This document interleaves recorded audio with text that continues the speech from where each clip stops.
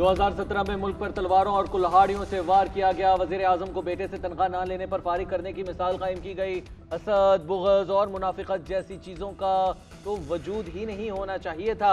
हमारे दौर के बाद जो दौर देखा उसने पाकिस्तान की मुआशरत को तबाह कर दिया। साबिक़ वज़ीर आज़म नवाज शरीफ की गुफ्तगू, कहते हैं सियासत में झूठ नहीं बोलना चाहिए। शायद उधर हुकूमत मिल जाए, ऊपर जाकर क्या मिलेगा।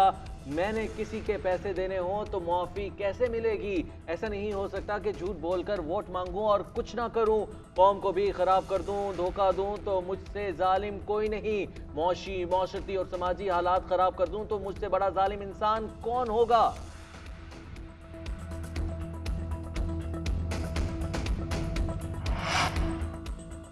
नवाज शरीफ ने मुल्क को एटमी सलाहियत देकर महफूज बनाया। नवाज शरीफ सही मानों में इस मुल्क का बेटा है। मरियम नवाज कहती हैं नवाज शरीफ को मुल्क से 4 साल दूर रहना पड़ा। इनके दिल में इस मुल्क के लिए दर्द महसूस किया। नवाज शरीफ मरी के क्लिप्स मंगवाकर बार बार देखा करते थे। यहाँ के रास्ते दुश्वार गुजार हैं। मरी का हक है कि आला तरीन मंसूबे होने चाहिए। अल्लाह ने मौका दिया तो मरी की तकदीर बदलेंगे। पाकिस्तान तहरीक इंसाफ के इंट्रा पार्टी इलेक्शन का लदम करार। 20 दिन में इंट्रा पार्टी इंतखाबात यकीनी बनाने का हुक्म। इलेक्शन कमीशन ने महफूज फैसला सुना दिया। तहरीक इंसाफ के पास बल्ले का इंतखाबी निशान मौजूद रहेगा। 20 दिन में इलेक्शन ना कराए तो इंतखाबी निशान वापस ले लिया जाएगा। इलेक्शन कमीशन का इंतखाबात के 7 रोज बाद रिपोर्ट जमा कराने का हुक्म। तहरीरी फैसले में कहा है कि पेश किए गए रिकॉर्ड से कमीशन को मुतमईन नहीं किया जा सका। तहरीक इंसाफ के इंट्रा पार्टी इलेक्शन 8 जून, 9 जून और या फिर 10 जून को होने से कुछ वाज़ेह नहीं। पार्टी आइन में तरमीम का रिकॉर्ड भी फराहम नहीं किया गया। मुसद्दिका कॉपी जमा न कराने से शकुक व शुबात ने जन्म लिया। इलेक्शन कमीशन इस नतीजे पर पहुंचा कि तहरीक इंसाफ के इंट्रा पार्टी इलेक्शन साफ शफाफ नहीं थे।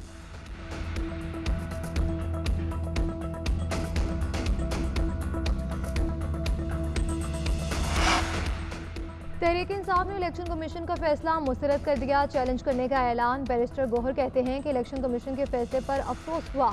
इंसाफ के तकाजे पूरे नहीं किए गए। इलेक्शन कमीशन ने ये नहीं कहा था कि पार्टी इलेक्शन आइन के मुताबिक नहीं हुए। इलेक्शन कमीशन ने कहा था कि डॉक्यूमेंट्स पूरे नहीं हैं। किसी खास मकसद के लिए इस फैसले में ताख़ीर की गई। बल्ले का निशान हमारे पास रहेगा। इस ऑर्डर को हम मुनासिब फोरम पर चैलेंज करेंगे।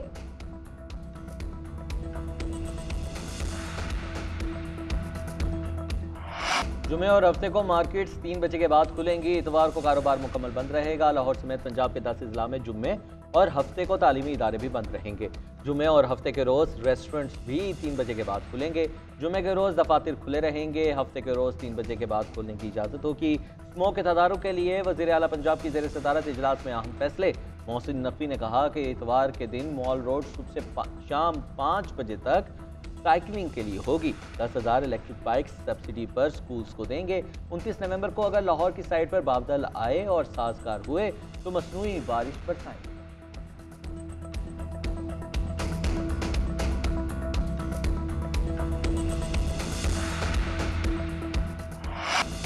साइफर केस में चेयरमैन पीटीआई और शाह महमूद कुरैशी को जुडिशल कॉम्प्लेक्स पेश करने का हुक्म। ऑफिशियल सीक्रेट एक्ट कोर्ट ने तहरीर हुक्मनामा जारी कर दिया।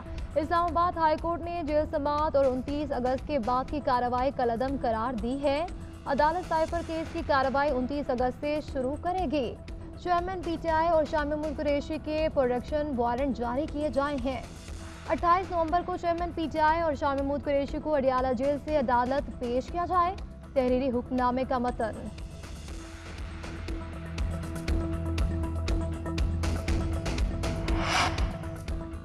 सीनियर सियासतदानों का एहतराम करते हैं मगर अब मुल्क नौजवानों के हवाले करना चाहिए। नवाज शरीफ का वोट को इज्जत दो का बयानिया। पाकिस्तान आकर ख़त्म हो गया। पंजाब हुकूमत एक सियासी जमात के सरबराह को प्रोटोकॉल दे रही है। हम उन्हें बैसाखियों के सहारे नहीं आने देंगे।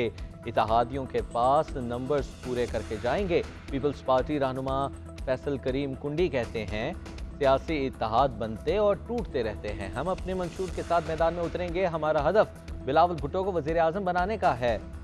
हम ख्याल जमातों के साथ राबिते करेंगे। पीटीआई के साथ कोई राबिता हुआ ना ही इत्तेहाद होगा। आवाम हमें वोट नहीं देते तो अपोजिशन में बैठने को तैयार है।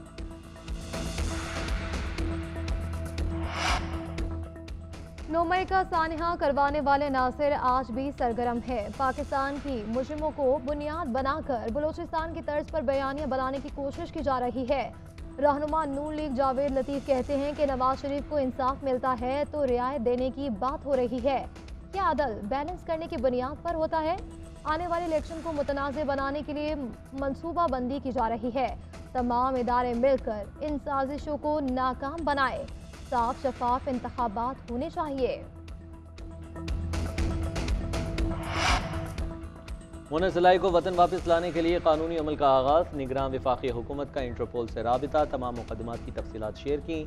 रेड नोटिस जारी कराने का अमल शुरू कर दिया गया। उधर मनी लॉन्ड्रिंग केस में मोना सिलाई की जायदाद और बैंक अकाउंट मुंजमद। FIA ने 8 बैंक अकाउंट्स और 6 जायदादें सील कर दी। FIA के मुताबिक मुख्तलिफ बैंक अकाउंट्स में 48 करोड़ 76 लाख रुपए से जायद रकम आई। मोना सिलाई सारी रकम निकलवा चुके हैं। कसूर में वाक़े 5 और रावलपिंडी में 1 प्रॉपर्टी को सेल किया गया है। FIA के मुताबिक मोना सिलाई के मुख्तलिफ बैंक अकाउंट्स मनी लॉन्ड्रिंग के लिए इस्तेमाल हुए।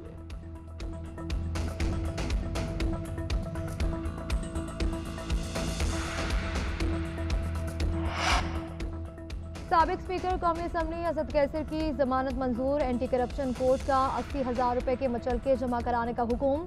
असद कैसर को मेडिकल कॉलेज के लिए सामान की खरीदारी में खुर्द बुर्द के इल्जाम में गिरफ्तार किया गया था।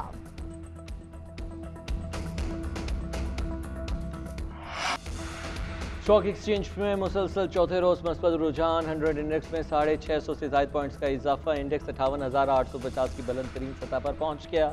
डॉलर के मुकाबले में रुपया भी तगड़ा। इंटरबैंक में डॉलर 38 पैसे सस्ता 284 रुपये 75 पैसे पर फरोख्त होने लगा।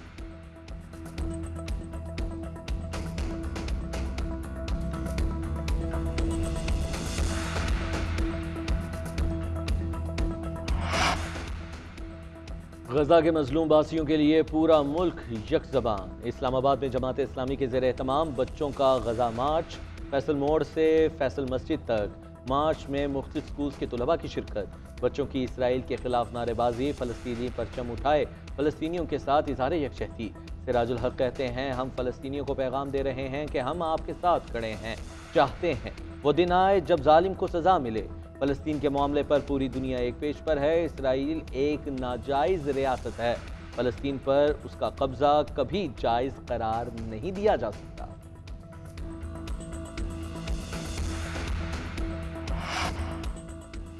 लापता अफराद केस में सिंध हाई कोर्ट का वज़ीर आज़म को तलब करने का इंदिया। जस्टिस नेमतुल्लाह ने रिमार्क्स दिए अगर पुलिस और इंतजामिया के हाथ में कुछ नहीं तो हम वज़ीर आज़म को बुला लेंगे।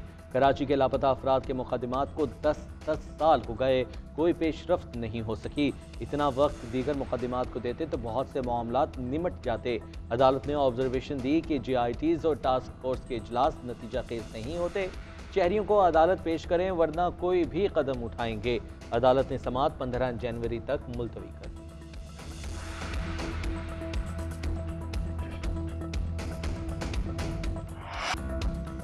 डकैती की वारदातों में मुलव्वस ज़ेर तरबियत DSP उमैर मुअत्तल। महकमाना कार्रवाई शुरू कर दी गई।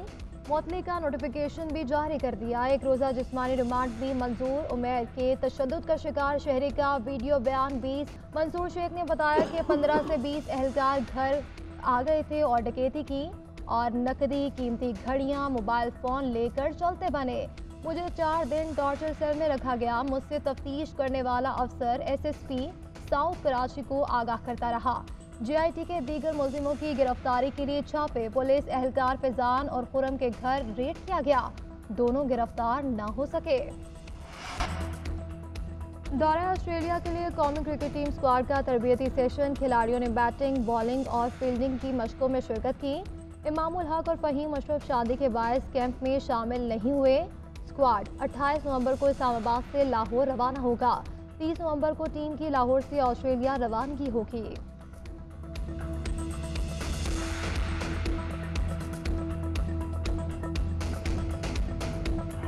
और जुदागाना अंदाज, दिल मोह लेने वाली अदाएं, शौक अदाकारी के लिए मारूफ फनकार लेजेंड चॉकलेटी हीरो वहीद मुराद की 40वीं बरसी आज मनाई जाएगी। बड़ी बड़ी मखबूर आंखों, मुनफरिद हेयर स्टाइल वाले वहीद मुराद ने कई सुपरहिट फिल्म्स दी। फनी खिदमात पर उन्हें कई अवार्ड से भी नवाजा।